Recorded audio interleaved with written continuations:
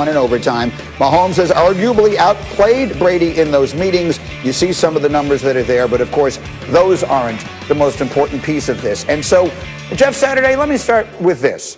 People refer to Tom Brady as the GOAT, and I'm hearing a lot of people refer to Patrick Mahomes as the future GOAT, the next GOAT. When you hear that, Jeff, what do you think?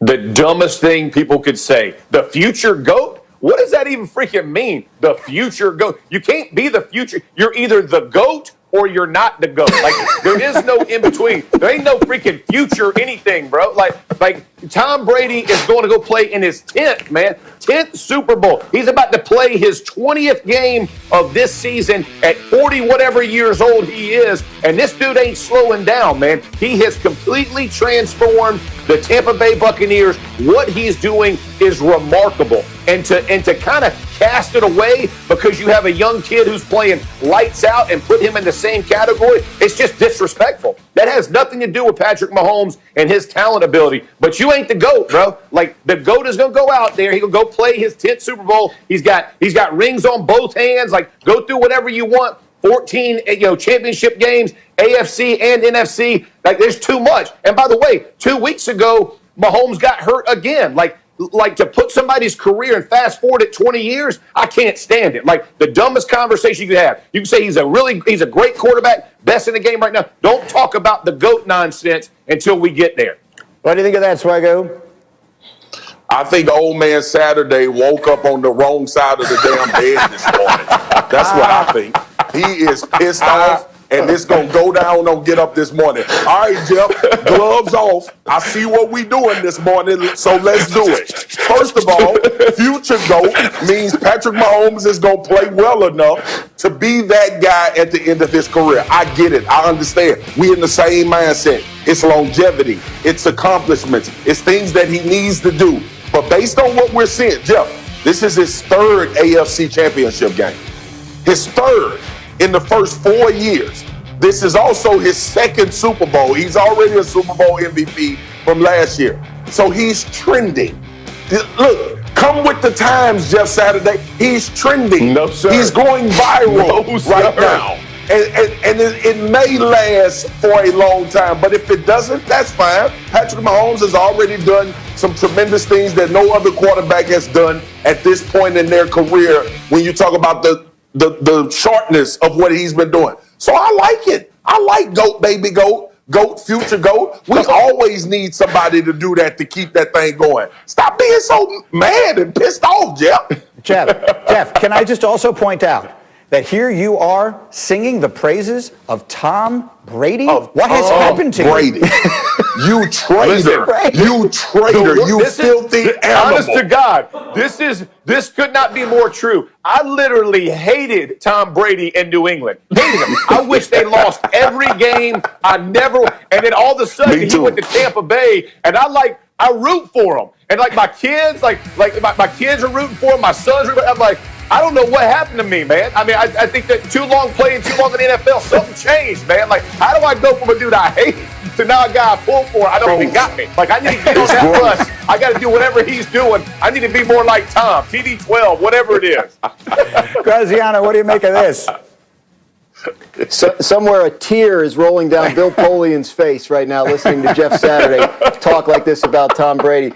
But it's true. Look, Tom Brady had won the Super Bowl 3 times before Patrick Mahomes was even following the NFL. I mean, think about that. Patrick Mahomes never dreamed of being able to play against Tom Brady because he was in kindergarten the first time he won the thing. I mean, this is ridiculous. If you cut Tom Brady's career into even thirds, right? Like, take a third of each.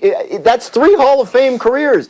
This is inconceivable. For Patrick Mahomes to come even close would be absolutely stunning. He is the greatest of this time. Tom Brady remains the greatest of all time. Okay, that is fair. Dan? It's a reasonable way to put it. By the way, you're getting a call right now, Jeff Saturday. It's from Peyton Manning, and he's not happy. Okay, Graziano, let's run the hurry up here through some other sneaky big news for the Chiefs heading into the Super Bowl, and it's not good. What's the deal with Eric Fisher?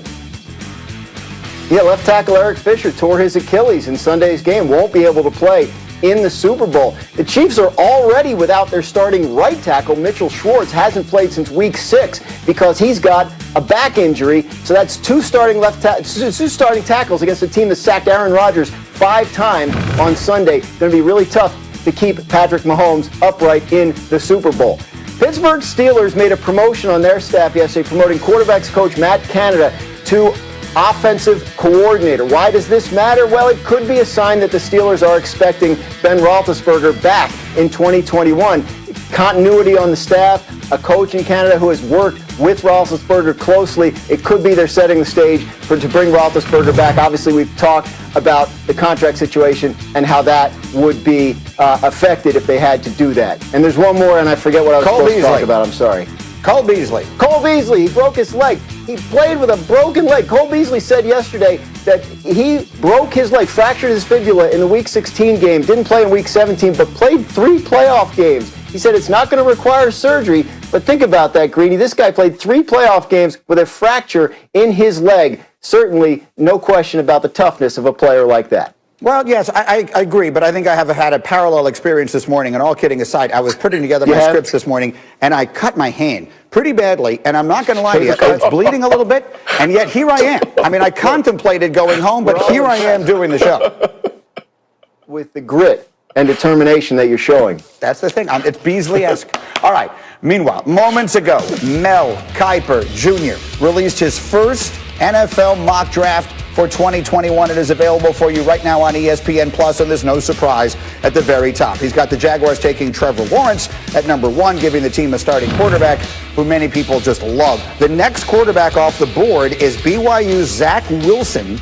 Mel has him going 4 overall to the Falcons, coming off a 4-12 season. And then speaking of quarterbacks, Justin Fields is next, the Ohio State QB. He has him going 7 overall to the Lions, where he would replace Matthew Stafford, who asked Detroit for a trade over the weekend. And overall, Mel has 5 quarterbacks going in the top 15, including Trey Lance to the Panthers at 8 and Mac Jones of Alabama to the Patriots at 15. You see the Heisman winner Devontae Smith at number 2 to the Jets. It's important to point out, as always, as we bring Mel Kiper Jr. into the conversation, that, Mel, you don't project trades. And that's obviously a big part of the conversation here. So I guess I would ask you, just as we start looking ahead, and we're a long way away, we talk about the draft sort of starting at number 2, because we all know Lawrence is going to go number 1. Do you believe the Jets are likely to trade that number 2 pick if they decide not to take the quarterback or a quarterback there?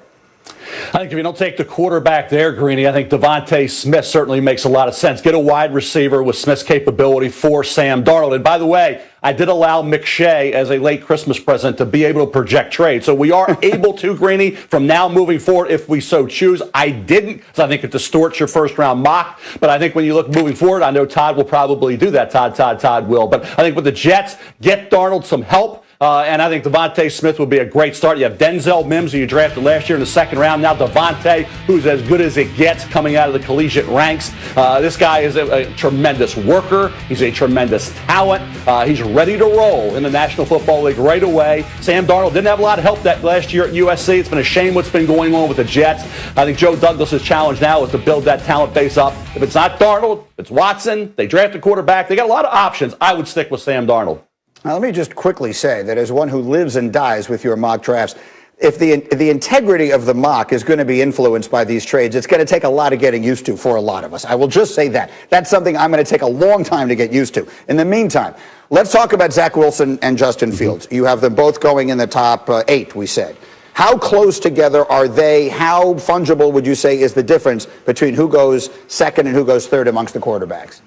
Depends who you talk to in the NFL. I changed that about 6 times when I was doing that mock with Fields and Wilson flip-flopping. But Wilson had such a great year. And I had one guy who said Fields, but he also said Wilson was spectacular all year. Fields had some, want to call them hiccups. Go to the Indiana game, the Northwestern game in particular there. Now, in the Northwestern game, he didn't have Chris Olave, but still, Wilson didn't have that hiccup. You go Coastal Carolina, he was good. He wasn't great, but he was good. So he didn't have that subpar game, and he can spin it like no other. Arm strength, release, athletic ability, got bigger, got stronger after having that shoulder surgery a couple years ago. So Zach Wilson right now, I think, has just a slight edge over Justin Fields to become the number 2 quarterback coming off the board.